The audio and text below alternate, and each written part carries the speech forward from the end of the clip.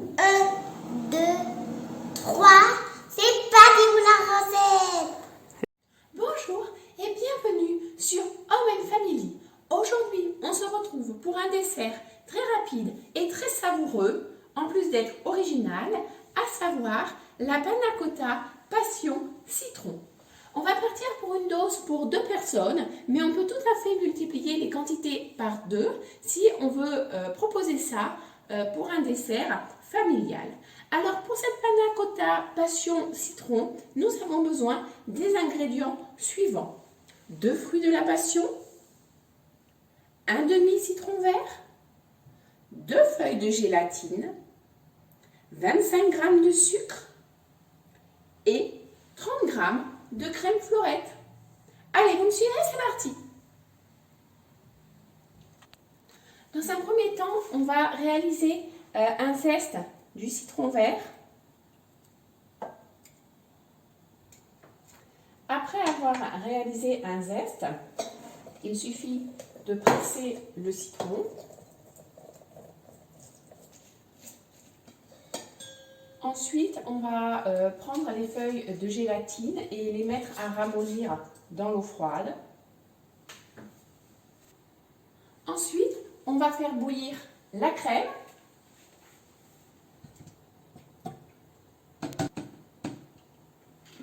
Ainsi que le sucre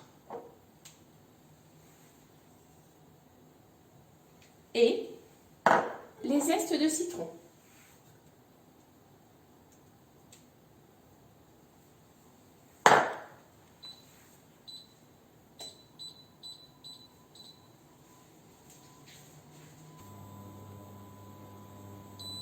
Une fois que la crème a bouilli, on l'enlève du feu et on va presser la gélatine pour enlever l'excédent d'eau, donc qui a bien ramolli.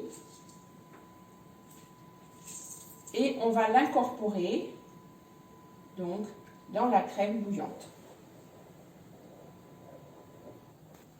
Ensuite, il va nous suffire de rajouter, après avoir bien mélangé la gélatine, le jus de citron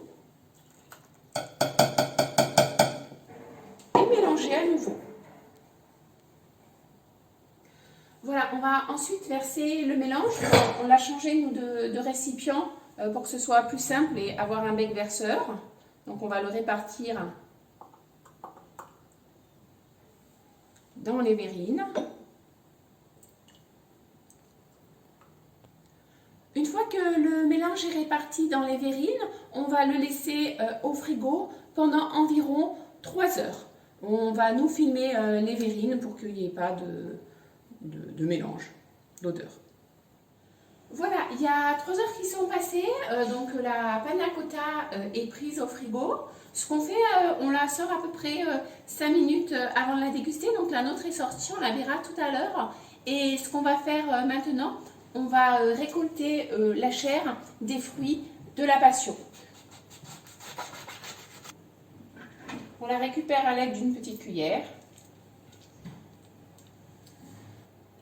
Voilà, il ne reste plus qu'à répartir la pulpe de fruits de la passion dans les verrines. Et voilà, c'est prêt. Il ne reste plus qu'à déguster.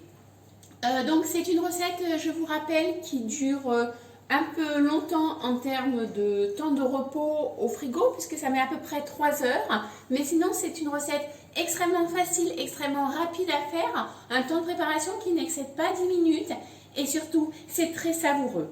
Si vous avez aimé cette recette, n'hésitez pas à liker. Vous pouvez avoir plus de recettes en vous abonnant à la chaîne. Et si vous voulez en savoir plus sur Home & Family et nos solutions numériques, n'hésitez pas à nous retrouver sur notre site https://homeandfamily.fr.